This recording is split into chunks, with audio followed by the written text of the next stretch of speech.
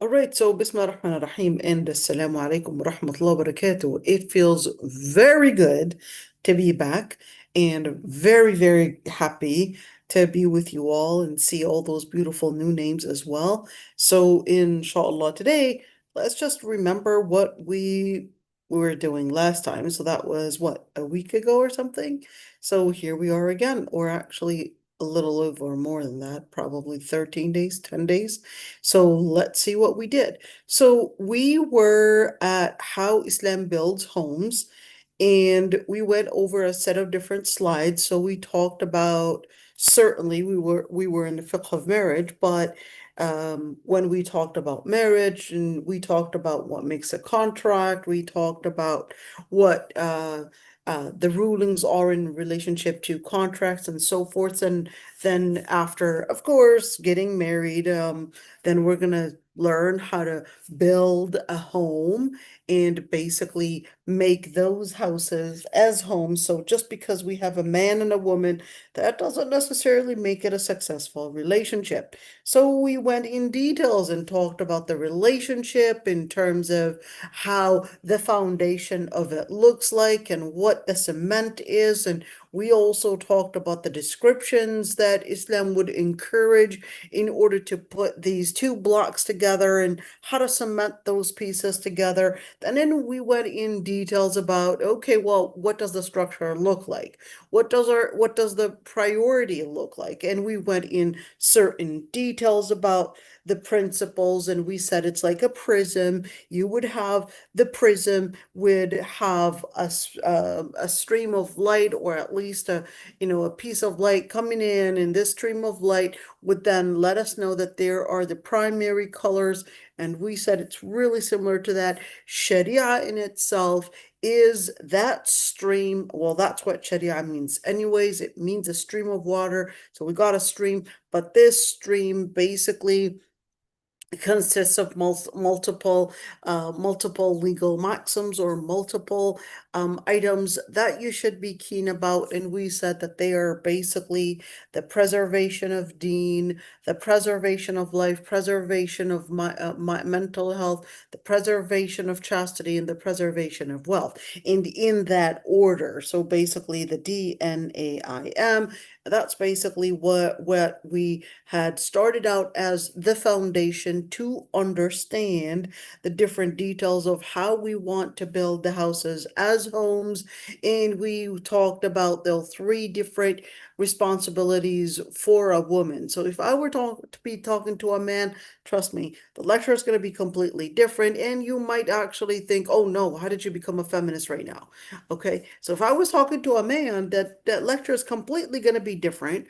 But then that I'm right now talking to women, so definitely we're going to be using, I don't want to say misogynist, absolutely not, because misogyny is jahiliyyah. So just feminism is jahiliyyah, so is misogyny. But I will be using as much as I can to give certain instructions, certain words of mentorship, certain words of looking through the lens of Quran and Sunnah and maqasid al-Sharia in order to understand a woman's priorities. So we talked about her priority towards her husband, her children, and her house, and we used basically this foundation or this legal maxim to at least help us look through considering our priorities, the deen, the nafs, the aql, the ard, the mal. We went in details with each and every single one of these, and certainly there were exciting details that we talked about. And of course, in order to make sure that our foundation is also not only cemented in, let's call it these bricks, but we also want a ruh in it. So the ruh in it, of course, these beautiful decorations make up the home very beautiful. Whatever you might have in your home, the scent, the relationship, all of that. So then we went in details with explaining وَمِنْ آيَاتِهِ خَلَقَ لَكُم مِّنْ أَنفُسِكُمْ أَزْوَاجًا لِتَسْكُنُوا إِلَيْهَا وَجَعَلَ بَيْنَكُم مَّوَدَّةً وَرَحْمَةً. And we used that as the foundation. And we said, well, what we're trying to do is basically make this home be in a position of sakan, and also mawadda and rahma. Sakan to mean tranquility, to mean stability, to mean peace, to mean basically a place that you really want to feel that you dwell in. Okay, so we went and to an ayah, فَالصَّالِحَاتُ قَانِتَاتٌ حَافِظَاتٌ لِلْغَيْبِ. That way, we won't be rhetorical in the way that we are describing or trying to explain these ayat. We don't want to be rhetorical because it's so easy to get rhetorical and speak in motivational speeches and all of that. But that's why we need to go back to the Quran and Sunnah to make sure that our rhetorical words are actually coming from a foundation of Quran and Sunnah and not coming from a foundation of perhaps enthusiasm gone wrong. Definitely don't want that happening. So we went to the ayat فَالصَّالِحَاتُ قَانِتَاتٌ حَافِظَاتٌ لِلْغَيْبِ, and we looked at these three words and went through the hadith in order to understand what it means to be salihah, what it means to be qanita, and what it means to basically preserve the privacies and al-ghaib. Then we went in al-mawadda and the rahma, and of course we gave some detailed explanation about that as well. Again, using certainly some ahadith right there and a little bit of some of my own personal experience, so you can call it anecdotal somehow, or you can call it, what we could say, some of it. Yes, I did get into some of my personal experience right there, so you can, I guess, hold me accountable for that. Nas'al Allah subhanahu wa ta'ala. And, to give us the right speech and to give us at least the right wisdom. And well, there's always going to be the right wisdom. I mean, not for me, but wisdom is always supposed to be right. So we ask Allah subhanahu wa ta'ala to give us the wisdom without using the word right, because anyways, it would be right. Okay, we also talked about the mercy piece of it and also using Quran and Sunnah.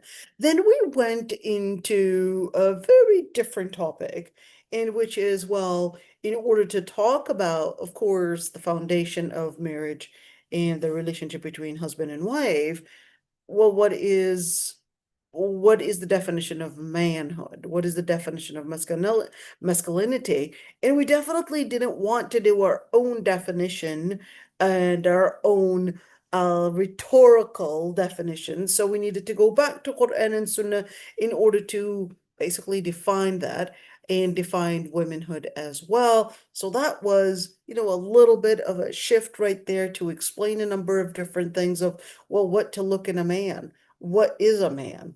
What makes up a man? Why is he basically the qawwam right there? What would make him a qawwam? And that way we could also help those women that are looking to get married. Well, here's what to look for in a man, especially in a society that basically had completely distorted manhood, completely distorted the image, completely distorted nature, completely distorted everything, all about those mechanisms and how the whole dynamic basically goes along. So we needed to go back to Quran and Sunnah and make sure we understood, and we understand manhood, right? We wanted to make sure that we go back to the Quran in order to understand how to even raise our boys to be men. And of course, we also went into a lot of details about manhood and all of that. So then we left off at the other piece of it, which is, okay, so thanks for describing manhood. Can you now let us know what womanhood is all about?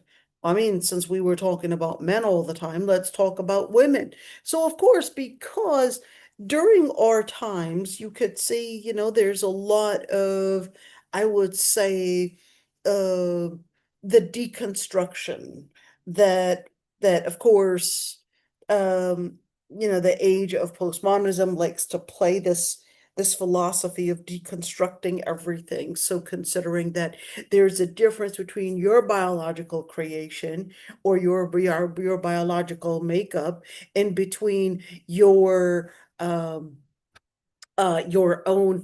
social dynamic. So they basically deconstructed those and they created a new term for that. And they said, well, there's the gender. So your social role is different than your biological role, and therefore you get to decide and you get to define your biological role or your social role, and then you get to define what you choose. It's all about your feelings of what you actually want to be. But then, of course, we know that science tells us that your DNA basically has all the details of what your biological creation is. And certainly, we would also say, well, looking at the details of your neuroscience, your brain, and all of that, that basically would also suggest that there's also a feminine psychology, there's a masculine psychology. Well, that's not only in your biology and your psychology, but that's also the situation when we're speaking about, well, what you are capable of carrying and performing within the society. That's basically going to be your social dynamic. That's going to be what type of responsibilities you're capable of carrying within the society. So therefore, in Islam, whether we're speaking about biological, whether we're speaking about psychological, or whether we're speaking about social roles, they all basically stem from your DNA. They basically all come from what and how you were created from the beginning.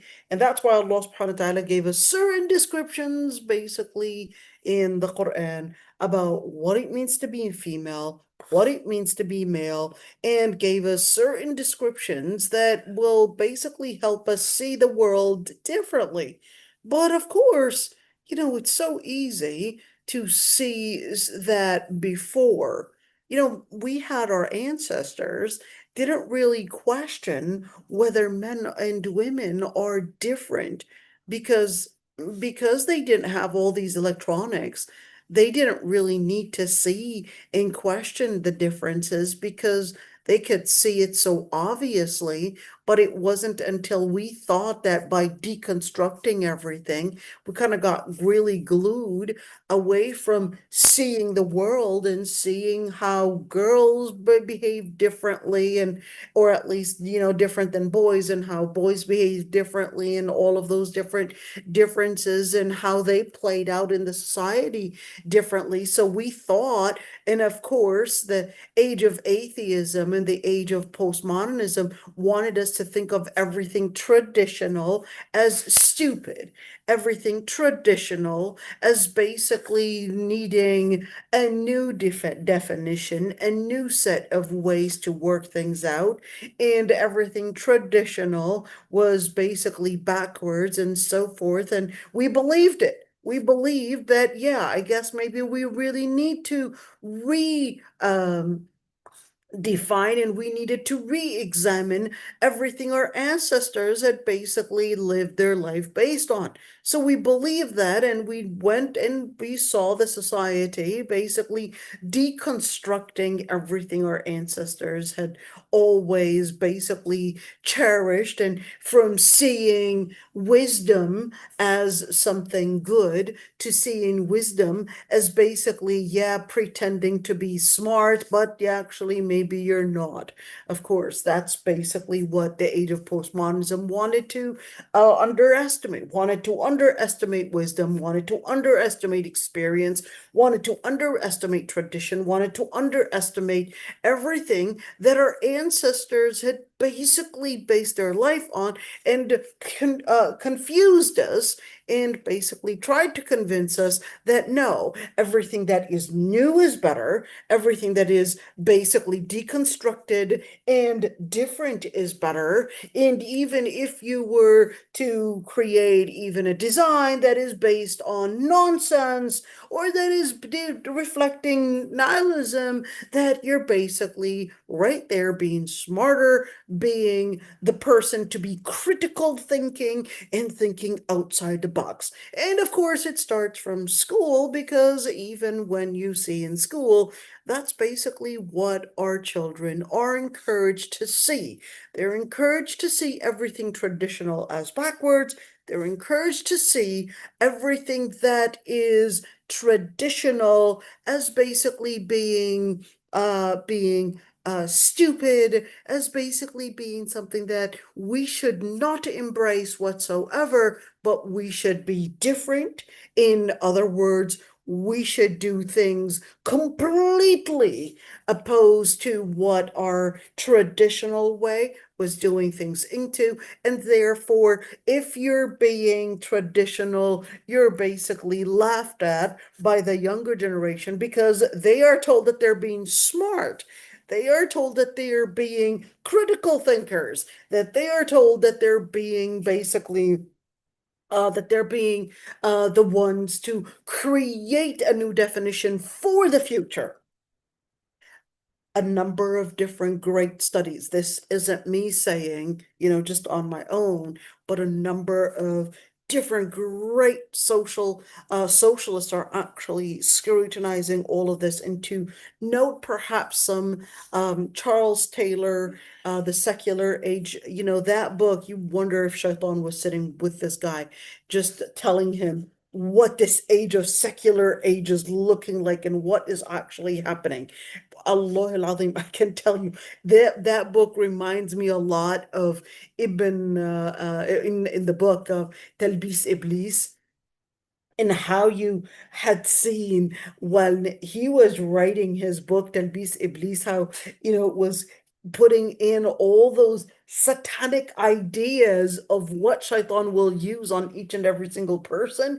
And same thing in Charles Taylor's book in The Secular Age. He was basically, I don't know, speaking with Shaitan in the same way. And he was telling him all the tips of how to change the society from a society that was based on tradition or based on religion, based on morals, and based on ethics, to a society that is moralless, a society that knows no ethics, a society that regards everything as nothing but based on nonsense, a society that is basically not standing on any structure. Never in history did we have any civilization stand on no structure. Every single civilization that existed in history, whether it was a civilization that Muslims would call Jahiliyyah, or whether it was a civilization that was called Islam or an Islamic civilization, a dynasty, whatever it is, every single civilization was based on a certain set of values, a certain set of tradition, except, of course, in the age that we're living in, we are told that anything that relates to tradition, anything that relates to structure, is basically nothing but a way of imprisonment. So I want you to just see that, some of those books are actually outstanding. Inshallah, I'll be sharing some of those studies that, I had benefited from, inshallah, some other time. But just learning about that and telling us that our age and what's happening during our times and how our children are being deconstructed, our children are basically also being indoctrinated within, of course, whether through social media or whether through school, which of course is also a method and a system for that indoctrination. And without us realizing, our children, and we're just wondering, wait a minute, what's going on? Why is this new generation different? Why is everybody looking like a different set of that, like they were detached from us? What happened? Well, the detachment is actually, yes, a conspiracy. It's a conspiracy, and it actually works through a number of different areas to basically deconstruct and indoctrinate and create a new instruction, and a new instruction that never actually existed.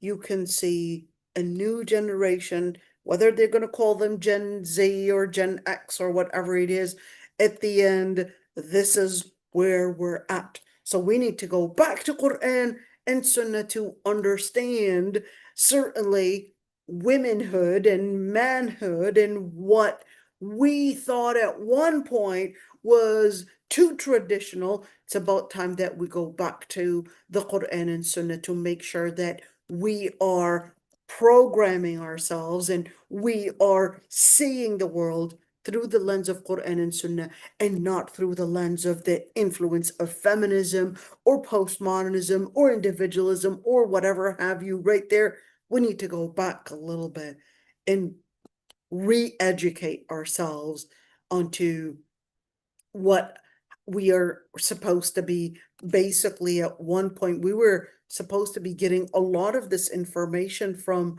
our parents, our grandparents, and all of that. But then we were told that they were just being too traditional and too stupid. So why are you going to study and get any information from them? But then now we're seeing that actually, let's go back to Quran and Sunnah and see. Okay, so the description of good femininehood. Why am I saying like good? Why not bad as well or whatever? Because if you want to go back to understanding what makes something bad, you first have to also, see what is good. So if you know what is good, then you know what is bad. When I was teaching at the Swedish Theological Institute, and it was an institute that was basically like a missionary institute. But alhamdulillah, I always say I absolutely loved that experience in teaching at that institute, even though they were actually hiring me to give Islamic instructions and basically Islamic uh, lectures, basically on Islam. But I know for a fact that the reason why they were hiring me to teach Islam is because they wanted to learn Islam and not for at all an innocent cause, but it was actually because they were Christian missionaries. They wanted to know what Muslims think in order to Christianize Muslims. But alhamdulillah, there was a great impact on some of those that were attending there, and alhamdulillah, some of them actually changed from wanting to learn Christianity to wanting to learn Islam. Alhamdulillah. Didn't have any shahadas, but I don't necessarily keep those relationships with all the students, at least. Um, of course, we wanted to maintain some certain at least spacing, but alhamdulillah, it was a good experience. Anyhow, but one of those lectures that they had asked me to talk about was what does an outcasted man, or what is uh, a person that is not an acceptable human being looks like. And in order to understand, I said, what is not an acceptable human being, we need to understand what is an acceptable human being. We need to understand what is the definition of a good citizen before we talk about what is the definition of not an acceptable citizen. And that's the same thing. In order to talk about what is bad femininehood, we need to talk about, well, what is good femininehood? So Allah subhanahu wa ta'ala does give us a number of different descriptions and helps us see, recognizing the principles, فَالصَّالِحَاتُ قَانِتَاتٌ حَافِظَاتٌ لِلْغَيْبِ, that is basically recognizes the boundaries of ethics, recognizes the boundaries in terms of centricity and where she gets her definitions from, because that's what a salihah is. Qanitat is also to let us know that what is al-qunut. So al-qunut is living based on a certain discipline and based on a certain level of obedience to the principle, and not being controlled by whether drives of emotions or perhaps drives of anger or drives of retaliation or whatever it is. But this person, in other words, is not impulsive, not in speech, not in behavior, preserves the privacies at home, and basically preserves others' privacies as well. So that's why there's that emphasis as حافظات للغيب. And of course, you could say, I'm just laying out certain things. So recognize that their boundaries, not impulsive in speech or behaviors. And certainly that's to let us know that things to say, well, I'm basically hormonal or I'm probably having a bad day and expect everyone else to adapt to based on her, let's say, hormones or based on her day to day. But no, Islam lets us know that for a pious woman to basically be a pious person, that she basically recognizes a principle to help her control her discipline and in order to basically live as a salihah.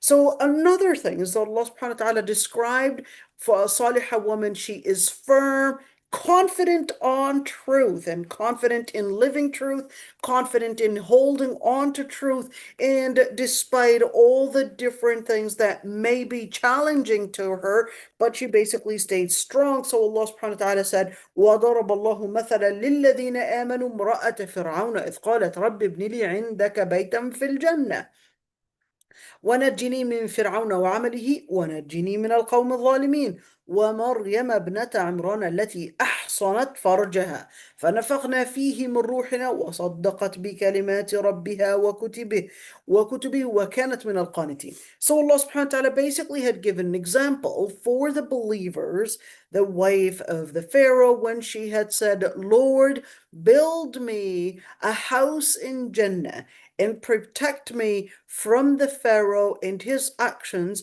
and protect me from the abusive and the oppressive people. So definitely you could see that Asiya, or at least the Pharaoh's wife, that she basically had a number of different challenges. One challenge was her own husband. The second challenge was basically these oppressive rulers or oppressive people that were acting on behalf of the Pharaoh. So definitely she was getting tortured. You could see قوم الظالمين. She definitely had a challenge, but her aim was high. She wanted a house in Jannah and she wanted that protection. So you could see within this ayah that there was a voice that was feeling oppressed, a voice that was feeling torture when she says, وَنَجِّنِي مِنَ الْقَوْمِ الظَّالِمِينَ. That's basically hearing and seeing through the words that she was in a lot of pain. When you say نَجِّنِي مِنَ الْقَوْمِ الظَّالِمِينَ, okay, what are you going through? The ayah didn't give us a lot of details, but it just at least made the voice of pain let us basically informed about her voice of pain and how Allah subhanahu wa ta'ala heard her call, and that the challenge, that the oppression, and that the force against her in order to strip her away from her iman was definitely big. It was so strong that the words needed to be heard by all the believers throughout history to hear her pain and what she was going through, and that she was saying, Ya Allah, protect me from the Pharaoh, from my own husband, and from all the oppressive people out there that were basically acting on behalf of that Pharaoh. And that you could see she was screaming out her torture, but she wasn't screaming it out to anyone. She was screaming it out to basically Allah subhanahu wa ta'ala, and Allah subhanahu wa ta'ala heard her call and made her call something that everyone would remember when they would read basically the Quran, to remember her pains, to remember the torture that she was going through, and at the same time to make her as the example for all the believers throughout history,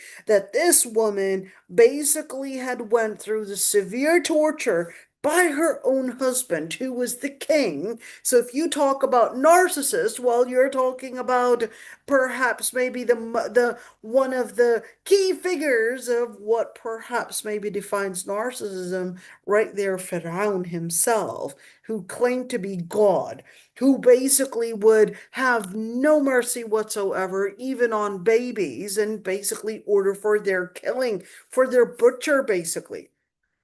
And certainly enslaving people, so let alone enslaving the wife.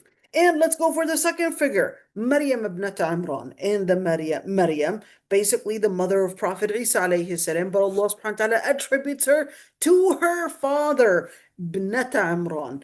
And when you say, didn't say Maryam, the mother of Isa, but he said ibn Imran. And that's basically to give her that honor.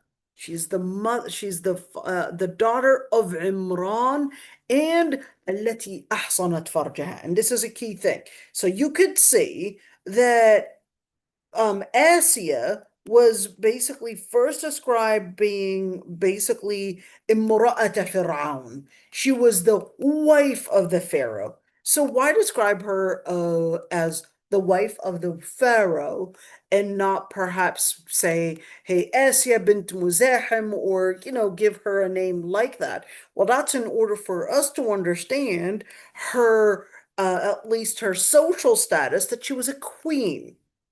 And she wasn't any ordinary person, but she was a queen. She was married to the Pharaoh himself. And he said, Imra'ata Fir'aun. It was a relationship that started out as perhaps a relationship that was based perhaps a love relationship, maybe a romantic, who knows what kind of a relationship that was.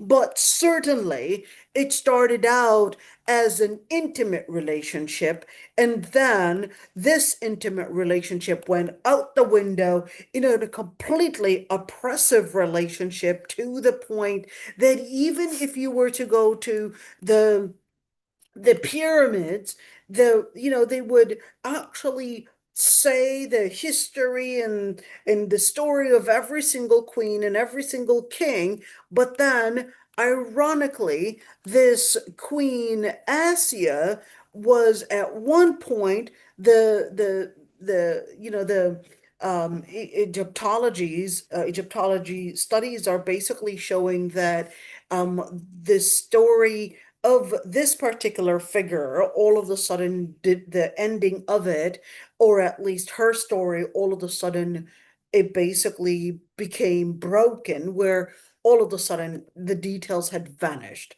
All of a sudden, the details of what happened to this figure, Asiya, we don't have any information, at least on the pyramids, and how they would keep track of each and every single king and each and every single queen. Except when it came to Asiya, the information was all of a sudden cut, where no information, and in fact, didn't even mention the rest of the details, but the beginning of the details do mention her. So there are notes in the pyramids that let us know that there was a Queen Asiya, but then what happened to her? No mention. But Allah subhanahu wa ta'ala mentioned her. So yet Maryam bint Imran, it does actually let us know some of the different details that were scrutinized, at least in certain stages of her life, because of her relationship with Prophet Isa alayhi salam. But then Allah subhanahu wa ta'ala lets us know, well, here we're going to give you an example for the believers, two women. One is Asiya, the second one is Maryam bint Imran, التي أحصنت فرجها فنفخنا فيه من روحنا وصدقت بكلمات ربها وكتبه. She basically had secured her private part. What does it mean to secure? In other words, to be a chaste woman. She was a chaste woman. She was a woman of modesty. She was a woman of religiosity. She was a woman of discipline. She was a woman that was basically disciplined by the principles of the Lord Almighty. And then the Lord Almighty wanted to also let others know that the Jews had claimed that she was somehow a woman of illicit relations, and because they were very misogynist, but then Allah subhanahu wa ta'ala let us know that she was actually a woman of religion, a woman of principle, a woman that was basically أحصنت فرجها. She was a woman of decency. صدقت بكلمات ربها وكتبه. She also had believed in the words of her Lord Almighty and his books, and وكانت من القانتين. I want you to emphasize this one, because the word al-qanita, we see the word qanita right there, because the word al-qanita itself actually means a person of obedience. That's what al-qunut is. Al-qunut can mean a word of obedience, and al-qunut could also mean spiritual as well. Remember when we do dua al-qunut, Allahumma hdina fi man hadayt wa afina fi man afayt wa tawallana fi man tawallayt, we can get an inspiration from that of what al-qunut really is. Let's look into it. Allahumma hdina fi man hadayt. Okay, so al-hidayah, basically al-qunut, can also be defined as containing a number of different elements. Number one, اهدنا في من هديت. So al-qunut also involves that a person is finding guidance, is basically founded on guidance. اهدنا في من هديت, تولنا في من توليت, and their authority is basically Allah subhanahu wa ta'ala. Authority, whether we're speaking about what authority they take in life, how they build their relationship with their parents, how they build their relationship with the people, how they build their relationship with the guys out in the public, how they build their relationship with their children, how they build their relationship with spiritual relationship, or any other relationship, basically is founded on the centricity of Allah subhanahu wa ta'ala. اهدنا فيمن هديت تولنا فيمن توليت اللهم اهدنا فيمن هديت وعافنا فيمن عافيت وتولنا فيمن توليت وبارك لنا فيما أعطيت.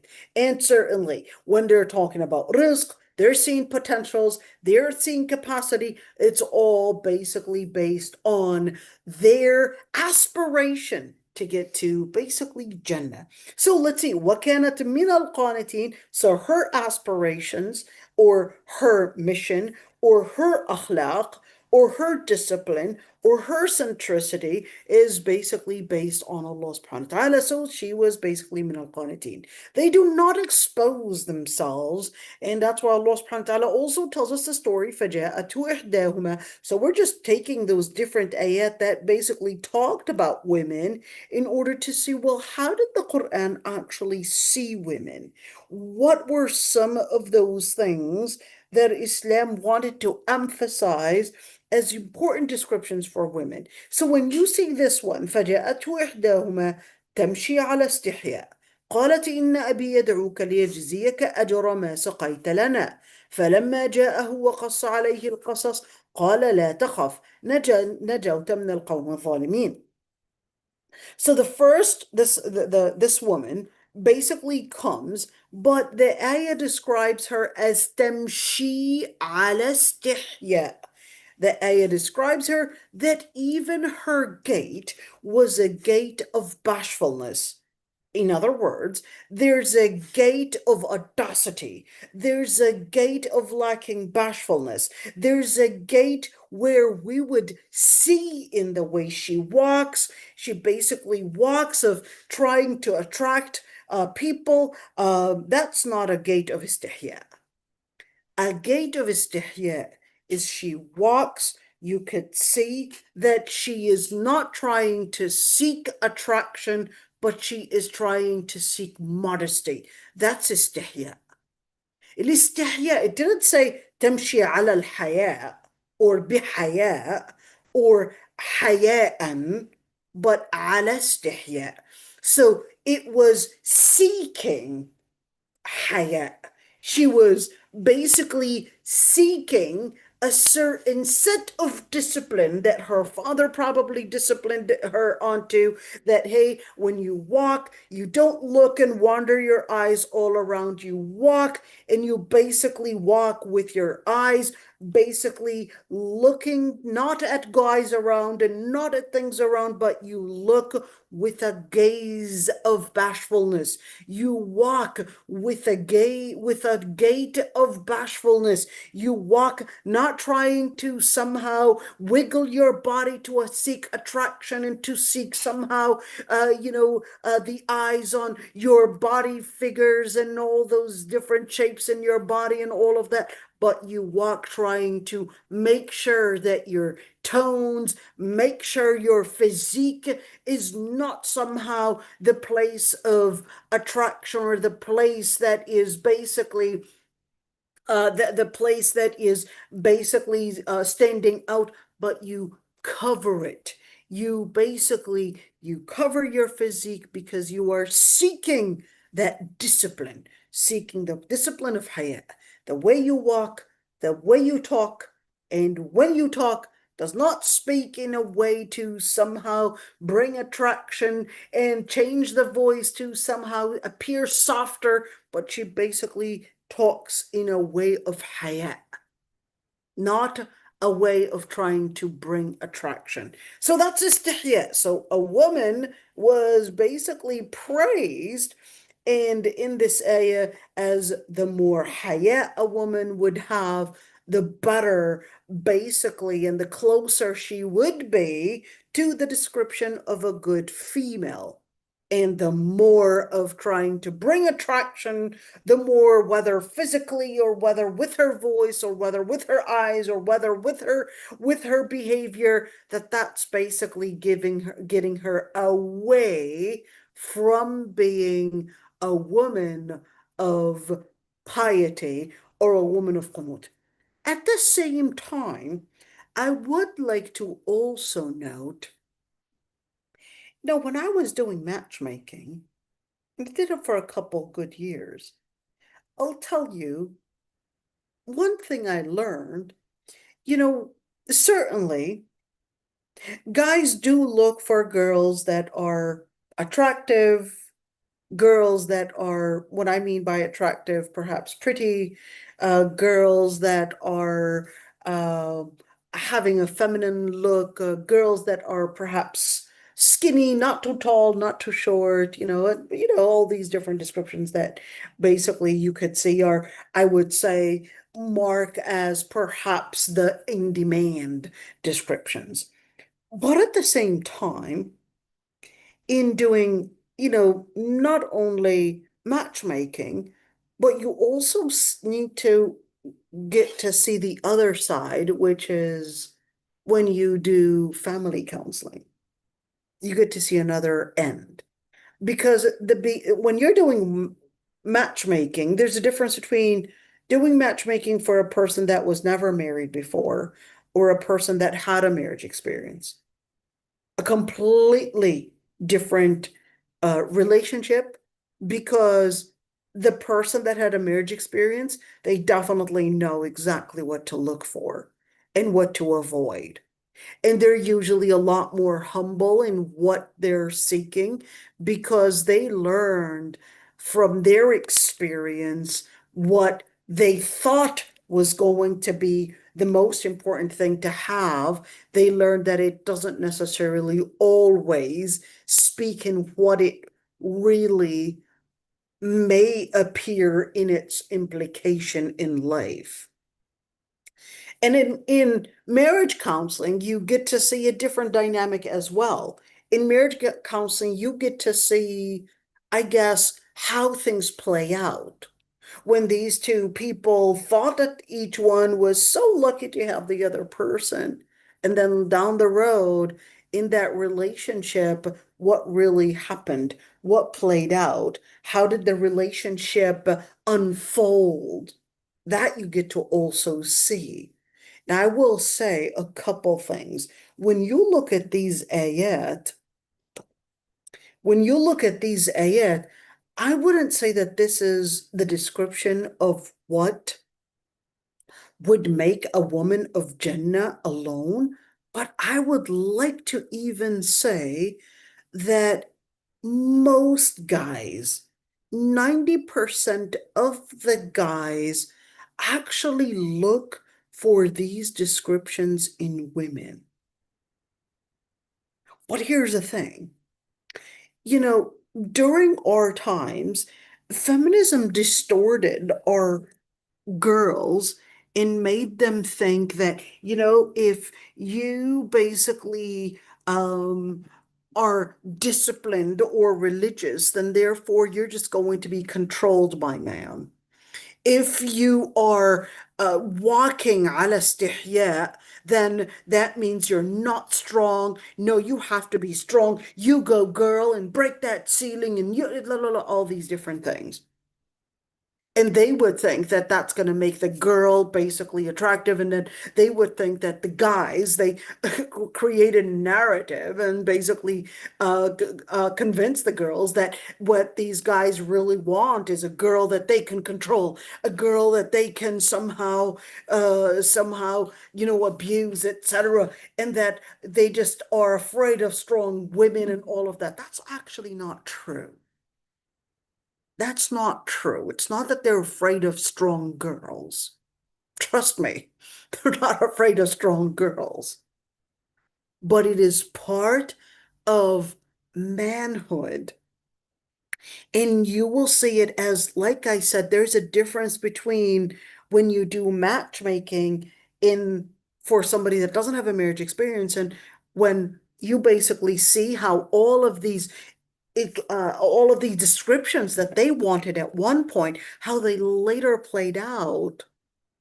And they were either very disappointed or they were basically discovering that what they thought they were looking for wasn't actually the most important thing that played out in life. So when you look at فَالصَّالِحَاتُ قَانِتَاتٌ حَافِظَاتٌ لِلْغَيْبِ, most guys, and I will say perhaps 90% of the guys, actually look for women that are religious. Let me explain. A woman that is religious and same thing, of course, a woman is also looking for someone that is religious as well. But since we're talking about the description of womanhood here, of course, a woman is also looking for somebody that is not abrupt, somebody that is not, not somebody that we basically cannot expect. And the worst thing in a relationship is an unpredictable person. That's the worst thing in a relationship. An unpredictable person, you don't know what to expect tomorrow. You don't know what to expect in their behavior. You don't know what to expect in their ideas and their thoughts, etc. And that's somebody that is extremely hard to live with because the second that they're unpredictable, you start feeling insecure about your life.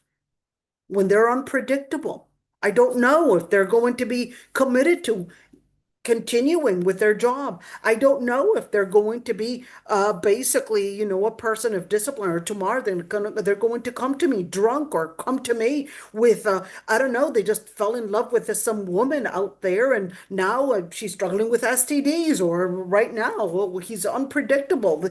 Oh, all of a sudden you just brought this new thing in our life, and here we are now. We come with an unpredictable new scenario with basically a new problem with which we did not expect, and now we have to deal with it. That's the worst thing. And same thing, if we're talking about a guy being unpredictable, that's the same thing with a woman being unpredictable. So that's why even a guy, he would want a salihah woman because he wants somebody that he's capable of recognizing what to predict in a marriage. Now, well, pause for a second. You might say, well, that's not what they're looking for outside of the homes. Certainly, when they want to get married, they look for a completely different description than when they want to play around. When they want to play around, certainly, they're looking for, let's call it a dessert. And a dessert, basically, of course, a girl that's pretending or looking cute or looking basically attractive, all these different things, that's completely different. But when they choose to live in a stable home, choose to create a relationship, a long-term relationship, a marriage, etc., they're looking for a salihah woman. It is part of their instinct. It is part of their instinct that they want somebody that is salihah. It is part of their instinct that they're looking for someone that does not expose them, because usually guys don't like to speak much. They like to stay conservative and like to stay at least, let's say, not exposed in their details, because two boys, two men, that's basically reflecting power. Reflecting power. That's why they would be very secretive about their own personal information, because they recognize that the more exposed you become, the easier access to your enemies or to others you basically become. You become exposed to your enemies, and then they would have better access to you. So they want somebody that is not going to be exposing them or exposing the details within their home, because they feel more secure. So they also want somebody like that. And guess what, ladies? If a man is looking for a dessert outside the home, yes, certainly they'll look for girls that talk too much, perhaps, because they know how to intermingle and start asking questions and pretend, because, of course, you open your mouth, that's how you get caught. You open your mouth and that's how you get caught. And that's the same thing. If a guy wants to flirt with a girl, he basically starts talking to them, whether on social media, on webcam, or whether it's on texting, or whether WhatsApp, or whether it's Instagram, or whatever it is. And once he makes a conversation with a girl and the girl is willing to make a conversation, then that's when, boom, right there, he considers that I caught a fish right there. And of course, when you open your mouth, you basically get caught.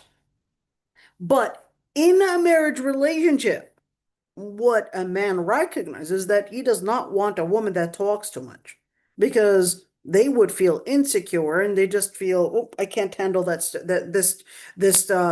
talking too much, because it basically gives them a headache. So حافظات للغيب, let's at least also call it حافظات للغيب, learns how to be selective in what questions to ask, what topics to talk about, and selective in how she basically lays out her way of speech and communication. Let's say right there. So same thing. They would also want a woman, ahsanat farjaha, because he definitely does not want a woman that is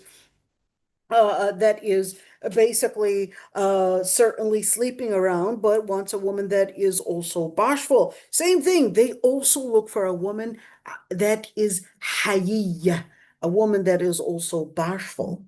A woman that is bashful, it's a reflection of femininehood, because it makes the man even feel his manhood when he feels that he is the place of protection and he is practicing his manhood of protecting the woman, whether financially, physically, or whether in giving instruction to the home as well. So that's istihya right there. And of course, she wasn't walking out there because she wanted to, but because her father was an elderly man, a senior man, basically is not capable of having this communication with this man, but he had to send out his daughters because he had no other choice.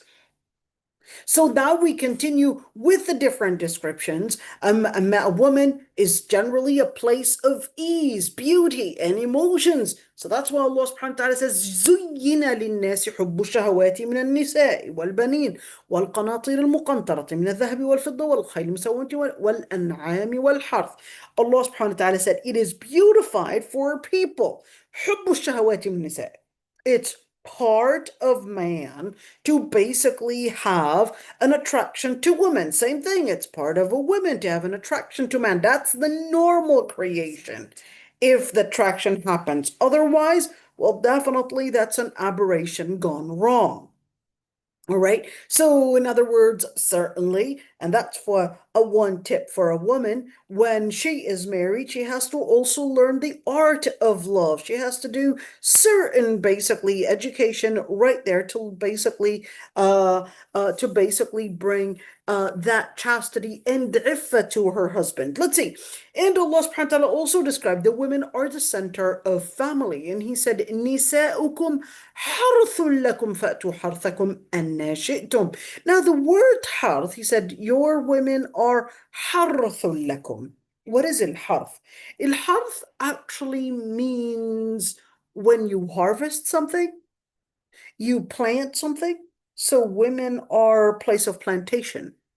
So plantation of what? Well, to making children.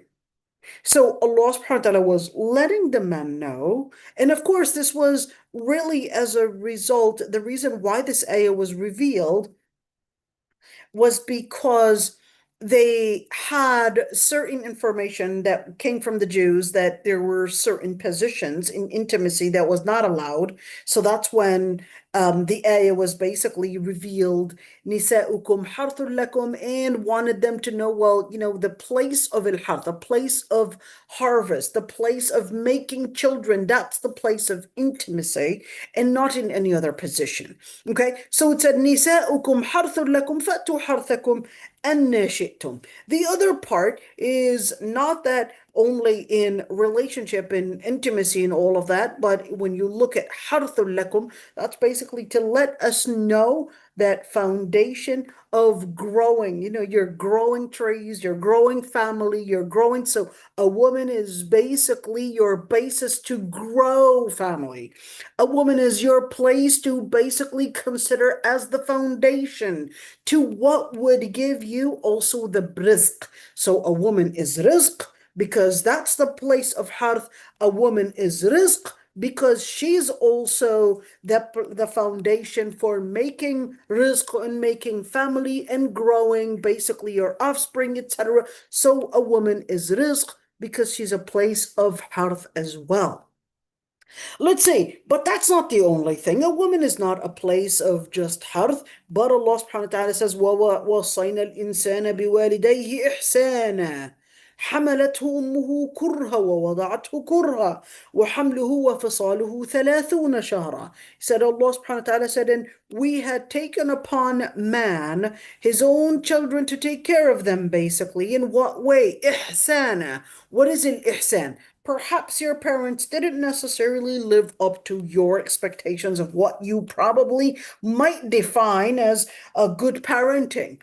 They had their descriptions, they had their priorities of how they would probably do their parenting, and you may have your maybe your expectations, or perhaps maybe your priorities of what makes the best parenting. But at the end of the day, is that they tried their best, and then therefore we would not villain our parents and expect, well, they were supposed to be doing things this way. One day, my mom slapped me because I didn't do this and this, or because I did this and this, and that hurt, and I remembered that pain until now, and etc. All right. So that's why Allah subhanahu wa ta'ala says, listen, you don't want to just focus on that, but Allah subhanahu wa ta'ala said, وصينا الإنسان بوالديه إحسانا. You have to live up to that ihsan. You have to live up to basically giving and living and giving back to your parents on good terms. You give back to your parents even if they did not live up to your expectations of what you would consider as good parenting, but you would basically live in giving what is ihsan. Ihsan is different than adl. Al-adl, basically, you gave this much, and therefore they would give this much in return. Okay? This is al-adl. This is justice. Islam is telling you, no, when it comes to parents, you don't live with your parents based on al-adl. Okay, you gave me this much. You know what? Okay, I'll give you this much. Does that pay off? No, it doesn't pay off. Allah subhanahu wa ta'ala says what pays off with the parents is ihsana. It's unlimited care. It is unlimited, unconditional care. That's basically what the word ihsan means. unconditional, unlimited, even if you might have thought that your definition, they did not live up to your definition of care or parenting or discipline or whatever. Allah subhanahu wa ta'ala is telling you, actually, they did, especially your mother. حَمَلَتْهُ أُمُّهُ كُرْهًا. Your mother had basically been pregnant with you in on going through all the different pains, the morning sickness, the pain of delivery, the pain of pregnancy, the pain of lack of sleep, and the list goes on and on. وَوَضَعَتْهُ كُرْهًا. And even had you in the most excruciating pain. وَحَمْلُهُ وَفِصَالُهُ 30 شهرا. And when she was pregnant, and even when she had you, and even when you were basically, I guess, growing and being able to consume solids, all of that was about 30 months. Those 30 months that she basically took care of you to be the person that you are today, that was enough for you to always be in debt to your mother, especially to your mother, and certainly to your father as well. But your mom gets 3 times basically more the care than the father. And certainly the reason why there was an important emphasis on the mother, especially because mothers can sometimes indeed be too emotional. And when they get too emotional, it is easier when the children grow older to basically take advantage of their mother's emotion. They would usually respect their father more because they recognize, and the fathers had taught them, that there's a certain boundary that you cannot trespass. But then the mother may sometimes act with emotions, with a lot of mercy, that basically gives the children this trespassing, let's say, green light sometimes that they could abuse. So Allah subhanahu wa ta'ala was letting us know that even if the mother was easy to access, was easy to trespass, Allah subhanahu wa ta'ala is telling you, I want you to live not based on your terms of, yeah, I can get around, I can easily abuse my mom, I could easily, get this, get around with making her basically not have her authority to enforce the law, but I can basically have her tell me, go clean up the room, and I could just not accept, and she would have no power to force me. But that's why Allah subhanahu wa ta'ala is teaching us رضا الوالدين, that the walidain, and especially the mother, that she would be content, that she would basically, based on her terms of what would make her happy, what would make her content, that's basically living the deen. That's living the deen. That's basically living the akhlaq. And that the most important person that you would give respect to is basically your mother. And that certainly when you think that, yes, she ordered me to do something, but I got away with it, and I didn't basically implement her orders, and she has no power to basically force me to do it, and that, hey, I can basically be the person in control, I can be the person in authority, that's uquq. That's disrespecting parents. And Allah subhanahu wa ta'ala is emphasizing for the mother especially that you have to recognize, one, not to villain her, two, recognize that the amount of effort that she had put in you to discipline you, in you to raise you, in you to give you a life, and therefore you have to live up to that ihsan. And certainly Allah subhanahu wa ta'ala mentioned a number of different ayats, so we're going to get to that. But one thing is that there are certain natural things that other ahadith did also mention in regards to certain traits in women that may sometimes make them subject to sinning or subject to perhaps losing their Islamic discipline. So the Prophet ﷺ had one time was with the women, well, basically, it was during the time of Eid, and Bilal ibn Rabah was with was with the Prophet ﷺ. Now, one thing I would like to say is that Bilal ibn Rabah, we usually just think of him as just a mu'adhin right there, but that's not actually the case. That's not the only thing that he was there for. Bilal ibn Rabah didn't act as a person to just do the adhan to gather people or etc., but he was acting as the person to also be kind of like this representative that was also always there to basically be the one to inform, the one to also be the personal helper, this assistant. So, in other words, he was holding a government position. He was holding a government position in the key position where he was in this situation, he was actually the treasurer. What was he doing? So the Prophet ﷺ was with Bilal ibn Rabah, and Bilal ibn Rabah would have the sack with him.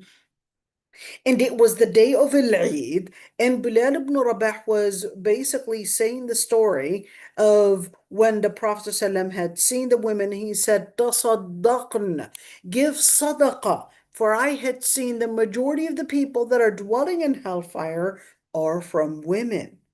One of them asked, and for what? Like, what did we do? What is it that we do differently that would make us basically be the most ones to dwell in hellfire? He said, Tukthirna la'n. You damn things. You complain about everything. In other words, you don't recognize the good that you have, and you always look for the things that are lacking. وَتَكْفُرْنَ الْعَشِيرِ. And you would takfurna al-ashir, you would basically deny any contribution that anybody had given to you in terms of your father. You would basically consider that my father did not have anything in my life. My husband, he's basically one, two, three, four. You would not recognize, because you probably lived the mindset of, yeah, you're the princess and that everybody else is supposed to be at your service. And then you would basically end up living takfurna al-ashir, and that you don't recognize what others had contributed in you, and then you end up denying others. And I would say, you could look into that, and perhaps that's probably why we end up as women being more susceptible to mental health issues, depression, anxiety, and the list goes on and on. I mean, I don't say that that's the only factor, because we got a number of different factors, hormones, and different things in the body as well, but perhaps mindset as well. Probably another factor. Let's see. And he said, وَمَا رَأَيْتُ مِن نَاقِصَاتِ عَقْلٍ وَدِينٍ أَذْهَبَ لِلُبِّ الرَّجُلِ الْحَزِمِ مِنْ إِحْدَاكُنْ. And I had not seen from women that lack aql and deen. Well, let me stop at the word aql and deen for a bit. What is it that what does it mean that they lack aql? Aql is al-hazm. Al-aql is determination. Aql is not intelligence. This doesn't mean that women lack intelligence, but this means lacking hazm, lacking determination.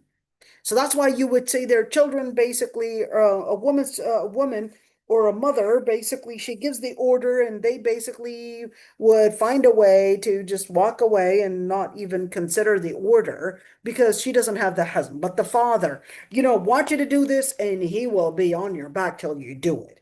And he will be a person of structure. That's aql. And that comes from al-aql, that structure, that precision, that being insisting, and that is basically aql. So the Prophet ﷺ basically described women naqsatu aql, and of course nuqsan al-aql. And when they were confused, basically about the women, they said, "Well, nuqsan deen. What is that a result of?"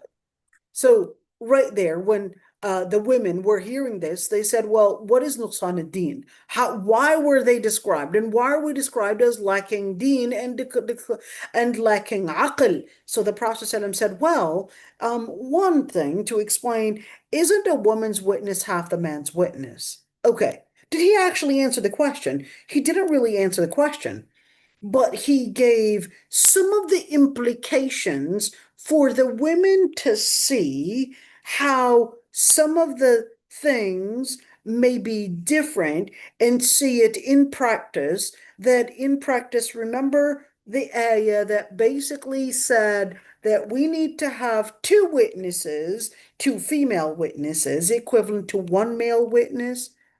Yeah, okay, what about that? Remember when the ayah was saying, أن تضل إحداهما فتذكر إحداهما الأخرى? If one of them would forget, then the other one would act as a secondary, basically, evidence and remind her of what happened. So there you go. So that's to let you know that there is something in a woman's anatomy that is different from a man's anatomy, that's also not only in the anatomy of skeletal, but also in the anatomy of bone, of brain structure, that it's different. So that's what the Prophet ﷺ basically giving us that hint and giving the women the hint, because certainly if you were to probably explain the brain and how it functions differently and all of that, they would definitely not understand, because that would be nothing but a jargon. They would not understand. So he basically gave them the hint and said, "Well, okay, here's a hint. A woman's witness is half the man's witness, not because she's half of value, but because we value evidence in people's rights, and therefore we're not going to pat on anybody's back, but we're going to recognize the credibility of this reference. And in order to understand the credibility, we need to recognize that that brain is different than this brain. A woman's brain is different than a man's brain in its credibility, in at least its credibility and memory and credibility and in keeping track of certain things. She definitely has a different ability, which basically, maybe multitasking, maybe remembering other details that a man cannot probably remember. But when it comes to certain things, Allah subhanahu wa ta'ala is letting us know that, there are certain things that may be different. And we're going to value right there that the evidence and keeping track of human rights more than we value of how we want to give a presentation. It's not an issue of presentation. It's an issue of rights here, and we need to make sure that we have the references that we are using in considering rights is basically credible, is basically valid in 100%. So we basically look at that. Okay, so قلنا بلى. قال فذلك من نقصان عقله. He said, well, that's basically a reference and basically letting you know that that's a reflection of why she is basically lacking that aql. He didn't say intelligence, he said aql. And he said, well, as for basically a woman's deen, why is it less than a man's deen? Isn't it when a woman gets her period, she does not pray and does not fast? And we know when she gets her period, basically she's given a pardon from the Lord Almighty not to fast and not to pray during those days, makes up the fast, but does not make up the prayer. And he said, well, that is basically as a reflection of some of her religiosity or deen basically being different compared to men. What is that supposed to mean? It's basically letting us know that not only in religious practices, but it can also affect our religious commitment. Keep that one in mind. that women may sometimes lack commitment in their deen and therefore may need extra enhancement at times to keep them within structure.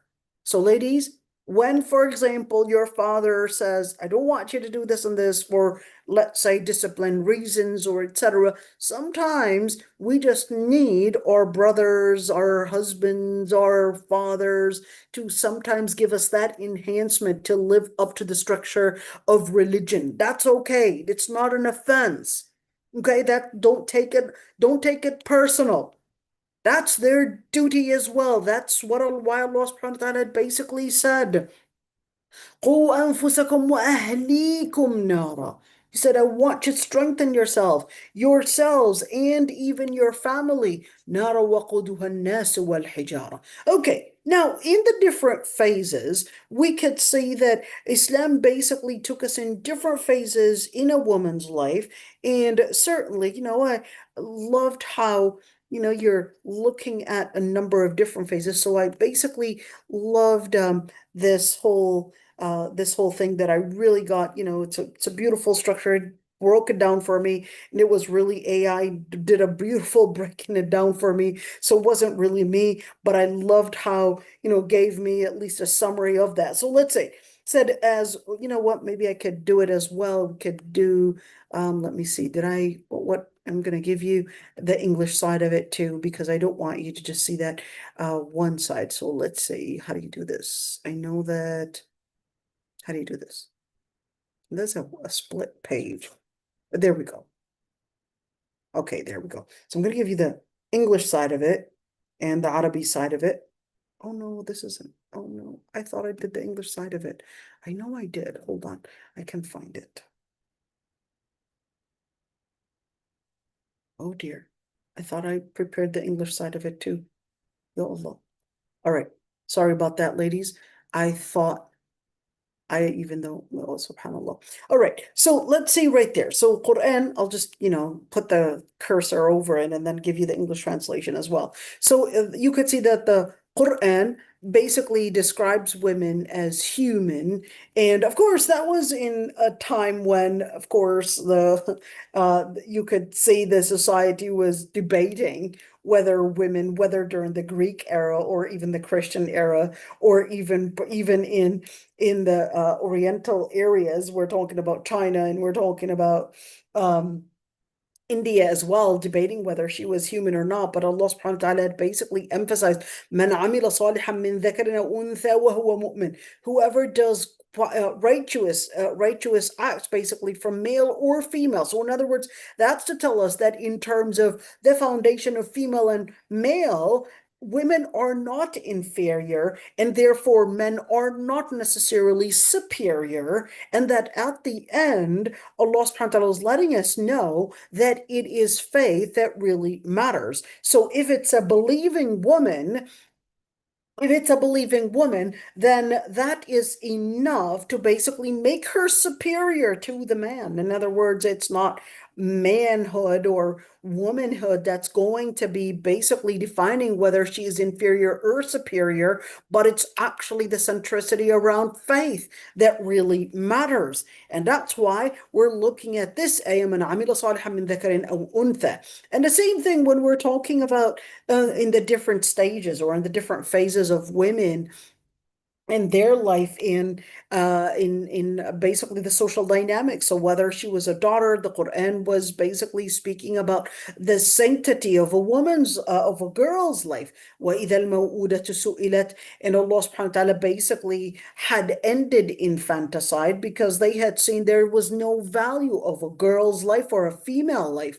So Allah subhanahu wa ta'ala basically brought back the sanctity of a girl's life and considered that that was one of the most cruel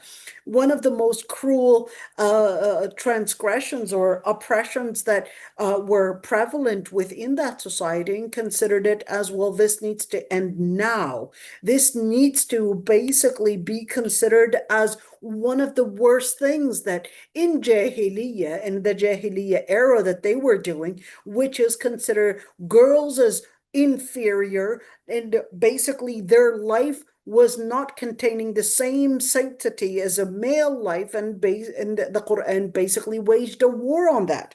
And in terms of a woman as a wife, Allah subhanahu wa ta'ala had considered and basically let men and women know that when we're speaking about marriage, that the foundation is not somehow a ruler and a servant, but the relationship is based on mawadda and rahma. The relationship is basically based on that mawadda, that affection, that rahma. It's a warm relationship. It's based on mercy, and therefore, in order to give better presentation, or to give, maybe I shouldn't be using better if we're talking about the Quran here, but I should say to give a detailed presentation, Allah subhanahu wa ta'ala says, وَلَهُنَّ مِثْلُ الَّذِي عَلَيْهِنَّ بِالْمَعْرُوفِ, that just as you would expect from them to basically serve you in a certain good term, then in that situation, you as a man, you would have to also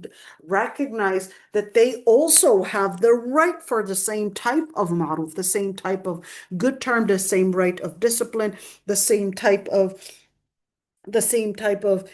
care that you would expect from them. You want them to give you respect, you want them to give you discipline. Well, then in that situation, you also need to give the same.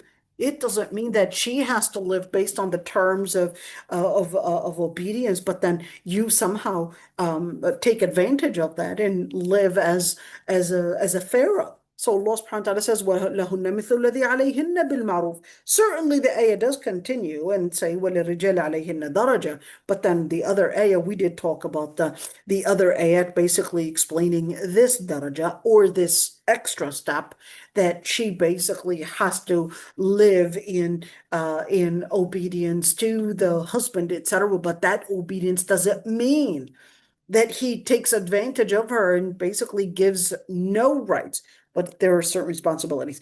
As for a woman as a mother, of course, there was a very distinct position that the Quran was giving for women as mothers, and that's why Allah subhanahu wa ta'ala emphasized the pain because it is not equivalent to any pain, the pain of pregnancy, the pain of delivery, not at all equivalent to any pain. So Allah subhanahu wa ta'ala was letting us know that this is to basically give that respect to her own existence, and not necessarily to how much she had contributed, or whether maybe she had you as a baby and then later perhaps maybe got divorced and wasn't present in your life, etc. That doesn't mean that she doesn't deserve the honor just for bringing you into life. That in itself is enough to basically let you recognize the amount of pain, the amount of contribution that she had invested in you, regardless of how much of a service she was there to give you and be present to give you in terms of services throughout the different details of your life. It's important to just recognize that just the matter of fact that she was a key factor in making you exist, that's enough for you to recognize as a key contribution and a key figure in your life. As for outside of marriage, of course, outside of marriage or mother or all of the different details, Allah subhanahu wa ta'ala was letting us know whether she was a divorcee, basically a woman that probably never had children, or a woman that was a widow, etc. That, of course, there were a number of different rules, or a number of different services that the society owes to them. So you would see that the Quran was also mentioning a number of different rights that the society, or the whether we're speaking about the whole tribe or whether we're speaking about the society at large, the government, etc., that there's a certain recognition for these women and that they should not be whatsoever as, living incognito, but they should be recognized. They should be recognized, and that those weaknesses that they might carry with them, that does not mean that we would defame them or somehow we would not recognize them because they didn't have the offspring perhaps to take care of them. So we would have the society responsible basically there. And of course, when we're speaking about the other part, which is the part about mannerisms, the part about discipline, the part about honor. And of course, Allah subhanahu wa ta'ala did give us different examples of very honorable, noble women, as Asiya, basically the wife of the Pharaoh, Maryam, and the Queen of Saba. We forgot to mention the Queen of Saba. Forgot. Why did I mention that one? The Queen of Saba, and what type of great a great leadership she was carrying. And, of course, she became Muslim at the end. But certainly in the Queen of Saba, it's quite interesting. I forgot why I didn't even mention it. But in the case of Queen Saba, you could see that although she was the queen, but she was holding a different type of governance. So she wasn't a dictator. It was very clear that she wasn't a dictator because she was asking them what they thought, and she was holding this communication with, I guess, her cabinet or whatever you want to call it.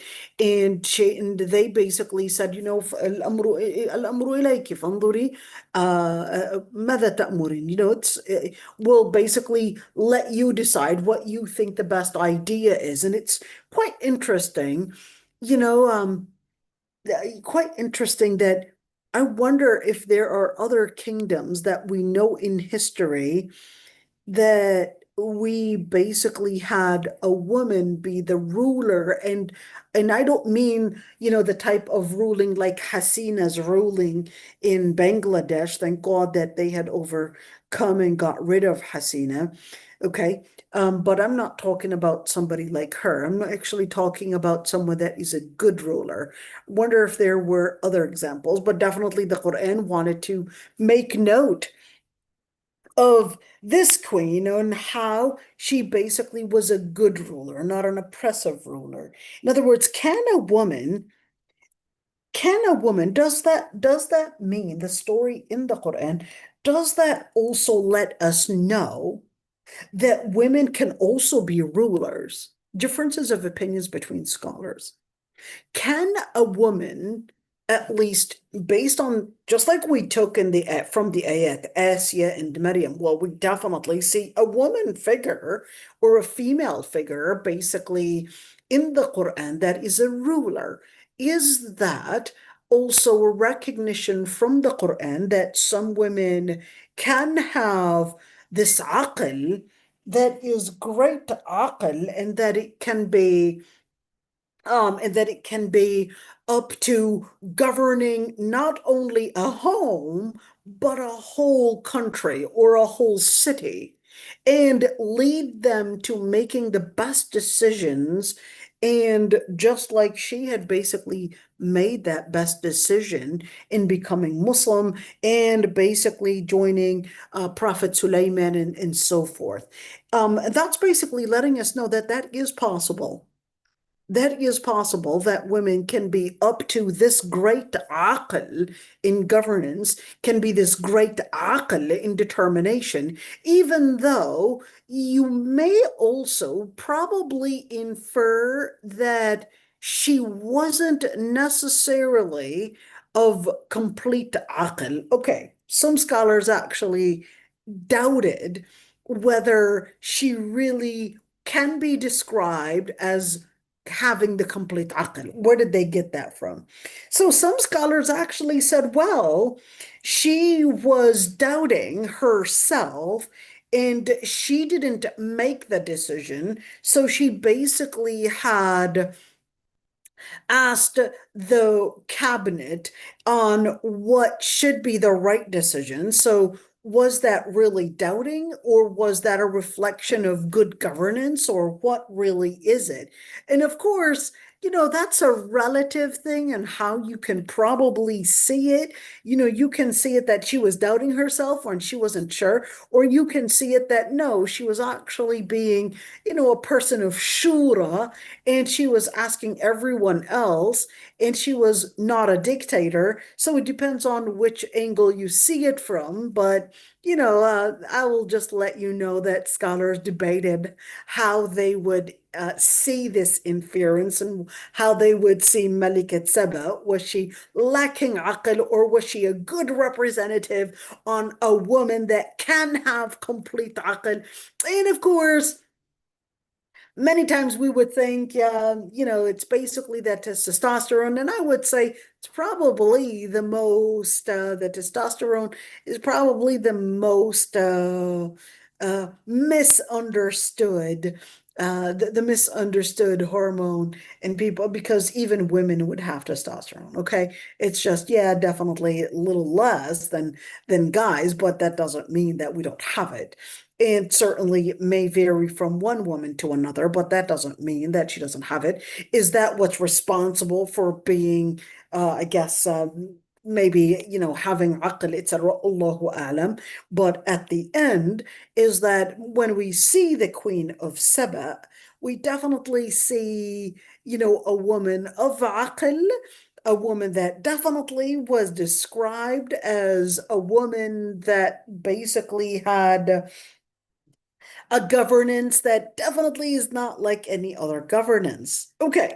Now, at the same time, the Quran did mention a couple key figures of women that had a very good basis for being very good examples, but then instead they chose to be otherwise. The wife of Prophet Nuh and the wife of Prophet Lut, when even though they weren't necessarily engaging with them. Like the wife of Prophet Lut, she wasn't a lesbian per se, and she wasn't definitely, she wasn't engaging in this sexual aberration that they were engaged in, but she had approved them.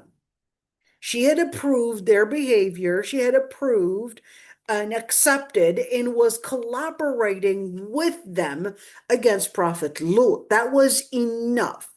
That was enough. So whether you approve, whether you become an amplifier for their behavior, or whether you become a political supporter and basically start, yeah, we're gonna basically defend their rights and defend all of that. Sorry, but you had become just like Imra'at Lut. She was the wife of a prophet, but she was advocating for them. She was amplifying their aberration. She was supporting them. She was basically giving them this political support, etc. That is enough to basically make her as part of them. Okay. Imra'at Nuh, did she necessarily worship the idols that the people of Prophet Nuh were doing? Not necessarily. We don't have a note of that, but we do have a note that when Prophet Nuh alayhi salam had ordered that they would go onto the ark, that she basically refused, and she basically was a key figure in splitting the home. So she was definitely either Nuh. I'm talking about Mra'at Nuh. Okay. No, Prophet Lut's wife was not gay. Okay. Okay. It's okay. My daughter was like, she was gay. No, she wasn't a lesbian. She was not gay. Prophet Lut's wife. No, she just advocated for them. She supported them. She basically engaged in, let's call it in I guess the support in what they were doing, but she was not necessarily engaged in that act. Imra'at Nuh at the same time also give the same type of political support of, or at least advocating for their life and for their structure of let's say the in their ibadah and etc. And Allah subhanahu wa ta'ala considered that they both were a bad example. And of course, as for a woman, this one's quite interesting. The Quran does emphasize that there is a different female psychology compared to a man's psychology. So you would say that the Quran was emphasizing, for example, a woman like Musa, who was living in this type of fear. There was fear in Prophet Musa alayhi salam's life that was always there. And you could say أصبح فؤاد أم موسى فارغا. Musa's heart was feeling that it was empty. It was like it was empty. Where's my son? What happened to him, etc. And she was living this fear that she didn't know how to express. And that's that fariqa. She was living in such pain that she had no words to express. She had no feel. She had these strong feelings that she didn't know how to complete them. So it was like feeling so incomplete. It was feeling so empty. And of course, we also say that Musa was also living in this type of fear. So there's that fear. I mean, well, so was Prophet Musa alayhi salam. There was a lot of fear in Prophet Musa alayhi salam's life, right? So does that make him having, the impact of what perhaps maybe his mother was feeling? Perhaps maybe.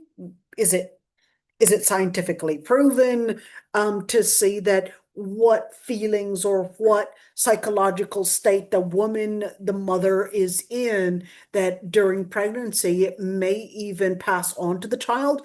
I don't know, but clearly in the story of Prophet Musa alayhi salam, Prophet Musa alayhi salam was definitely living in fear at many times. And this fear definitely did not affect when Prophet Musa alayhi salam had split the sea, and then they said, Inna lamudrakun, but then they said, of course, his people said, well, that's it, we're going to be getting caught. And he said, Kalla inna ma'i rabbi sayyidin. He was speaking in a very affirmative, in a very determined tone, and he said, Kalla inna ma'iya rabbi sayahdin. Verily, not for the Lord Almighty is with me. He will guide me. He will guide me. In other words, he was not afraid. He was speaking in a very determined voice, in a very determined, very determined, very determined person in said, Inna ma'iya rabbi sayahdin. All right, same thing when you look at Maryam alayhi salam. Ya laytani mittu qabla hadha. I wish I had died before that. And of course, we don't have any other note of anybody, any other figure in the Quran that wished for death, except Maryam alayhi salam. That wished for death, except Maryam. She was the only one that perhaps maybe her psychological state, because she didn't know how she was going to defend herself coming with a child, basically with, in a society that had already known her to be a woman of faith, a woman of bashfulness, a woman that basically was not engaged at all in any of these actions, to all of a sudden come with a child in her arms. Well, that is going to suggest that she was a promiscuous woman, which definitely, she didn't know how she was going to defend that. There was nothing promiscuous in her behavior, but that was basically a religious or at least an order from Allah subhanahu wa ta'ala. It was a decree from Allah subhanahu wa ta'ala. The other part, of course, you could see the relationship between a woman, her body, etc. So you could see that the Quran was always emphasizing that a woman is definitely a place of awrah. When you say a place of awrah, in other words, a place that is supposed to be not exposed, but something that is supposed to be hidden. And that's why Allah subhanahu wa ta'ala emphasized, like in Surah Al-Ahzab, وَقَرْنَ فِي بُيُوتِكُنَّ or وَقِرْنَ فِي بُيُوتِكُنَّ in another قراءة. قَرْنَ فِي بُيُوتِكُنَّ or قِرْنَ فِي بُيُوتِكُنَّ. So whether this was directed at the Prophet ﷺ's wives or whether it was directed at all the women, at the end, Allah subhanahu wa ta'ala was letting us know that if there is an opportunity and if it is best for women to basically dwell within their homes, not to go basically going and walking in malls or probably just going out, etc. That the more she goes out, the of course the impact is going to be on her deen and on her iman. So regardless of where she's going out, but that Allah subhanahu wa ta'ala was letting us know that, you know, at the end, the qarar al-mar'a fi baytiha, that waqirna fi buyutikun, that was going to give you more honor if you were to stay in your home, if you were to dwell in your home, if you manage to find a job to work from home, that is best. If you manage to basically study from home, that is best. And that is not at all going to give you uh, not at all going to somehow make you psychologically, you know, in a bad state, etc. But no, Allah subhanahu wa ta'ala is letting you know that that's actually healthier for a woman to be within her home, and it is going to be healthier for her mentally, physically, socially, and spiritually / religiously. That's basically what Allah subhanahu wa ta'ala is suggesting. That the more women go out, the more susceptible she is to all those different things that may affect her mentally, spiritually, socially, and the list goes on and on. So yes, the Quran is suggesting otherwise. Is this another factor of why women are more susceptible to perhaps anxiety and depression and all of that? Quran is letting us know that women dwelling in their homes does not make them more susceptible to depression, but in fact, it basically makes them less susceptible to depression. So just keep that one in mind.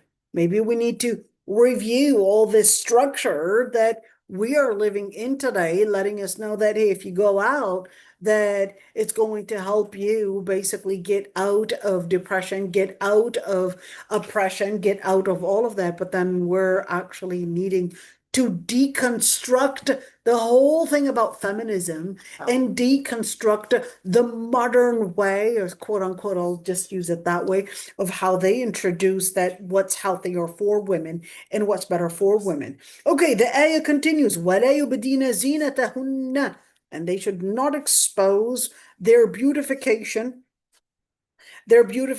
or their adornments, basically, because at the end, you are, as a woman, to be living in a noble position, and certainly this actually brings the end for today. How many slides do we have left? Right there. Let me see. So, and let's see.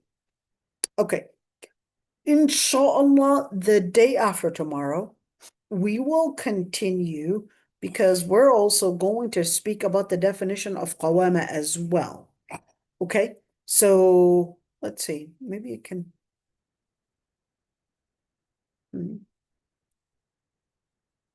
Okay, so what we'll do,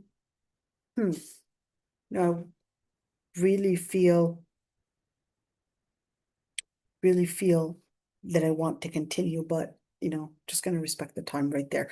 Okay, so if there are any questions in regards to what we talked about today, I'd be happy to answer them. Or if you would like to perhaps add something. I know Fatima Fal, you got unmuted a couple times, so I assumed that was probably by mistake. So if there's anybody that would like to add anything, I'd be happy to listen or probably ask any questions or anything or say anything, would be happy to hear it.